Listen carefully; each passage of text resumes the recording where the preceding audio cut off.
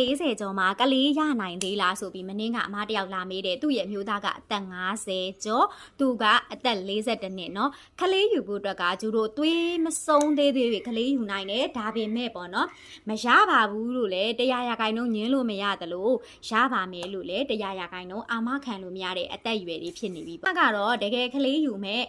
အမပေါ့เนาะဒီအမျိုးသမီးရဲ့တအိမ်ပေါ်မှာမူတည်တယ်လို့ဒီကလေးယူဖို့စူးစမ်းနေတဲ့အမျိုးသားရဲ့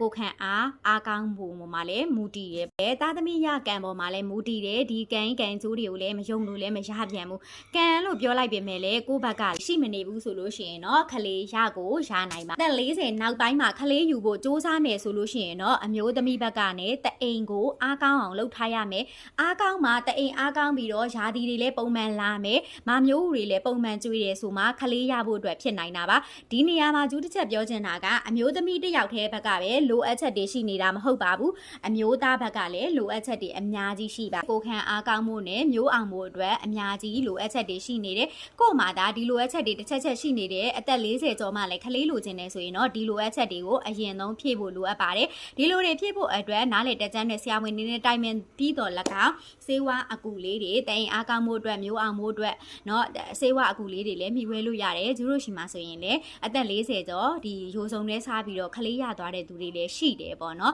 ဒါကြောင့်မို့အသေးစိတ်လာပြီးတော့တိုင်မင်ဆွေးနွေးနိုင်ပါတယ်ဒီခလေးယူဖို့နဲ့ပတ်သက်ပြီးတော့အသက်အရွယ်လိုက်ဘလို့တွေနေထိုင်စားတောက်ရမလဲဆိုတဲ့အသေးစိတ်ဆက်လက်တွေကိုသိကျင်သေးတယ်ဆိုရင်လည်းကျူရဲ့ဒီဗီဒီယိုအောက်မှာမှန်းခဲ့ပေးလို့ရပါတယ်เนาะ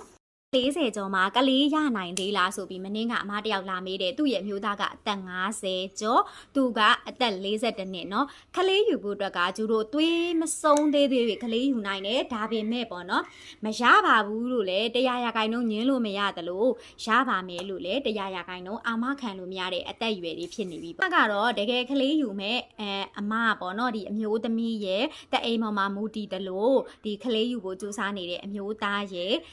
ကိုခန့်အားကောင်းဖို့မှာလည်းမူတည်တယ်ပဲသားသမီးရကံပေါ်မှာလည်းမူတည်တယ်ဒီကံကျိုးတွေကိုလည်းမယုံလို့လည်းမရပြန်ဘူးကံလို့ပြောလိုက်ပေမဲ့လည်းကိုယ့်ဘက်ကရှိမနေဘူးဆိုလို့ရှိရင်တော့ခလေးရကိုရနိုင်ပါသက်40နောက်ပိုင်းမှာခလေးယူဖို့စူးစမ်းမယ်ဆိုလို့ရှိရင်တော့အမျိုးသမီးဘက်ကနေတအိမ်ကိုအားကောင်းအောင်လုပ်ထားရမယ်အားကောင်းမှတအိမ်အားကောင်းပြီးတော့ယာဒီတွေလည်းပုံမှန်လာမယ်မမျိုးတွေလည်းပုံမှန်ကျွေးတယ်ဆိုမှခလေးရဖို့အတွက်ဖြစ်နိုင်တာပါဒီနေရာမှာကျူးတစ်ချက်ပြောချင်တာကအမျိုးသမီးတစ်ယောက်တည်းဘက်ကပဲလိုအပ်ချက်တွေရှိနေတာမဟုတ်ပါဘူးအမျိုးသားဘက်ကလည်းလိုအပ်ချက်တွေအများကြီးရှိပါကိုခန့်အားကောင်းမှုနဲ့မျိုးအောင်မှုအတွက်အများကြီးလိုအပ်ချက်တွေရှိနေတယ်ကို့မှာဒါဒီလိုအပ်ချက်တွေတစ်ချက်ရှိနေတယ်အသက်40ကျော်မှလည်းခလေးလိုချင်တယ်ဆိုရင်တော့ဒီလိုအပ်ချက်တွေကိုအရင်ဆုံးဖြည့်ဖို့လိုအပ်ပါတယ်ဒီလိုတွေဖြည့်ဖို့အတွက်နားလေတက်ကြမ်းနဲ့ဆရာဝန်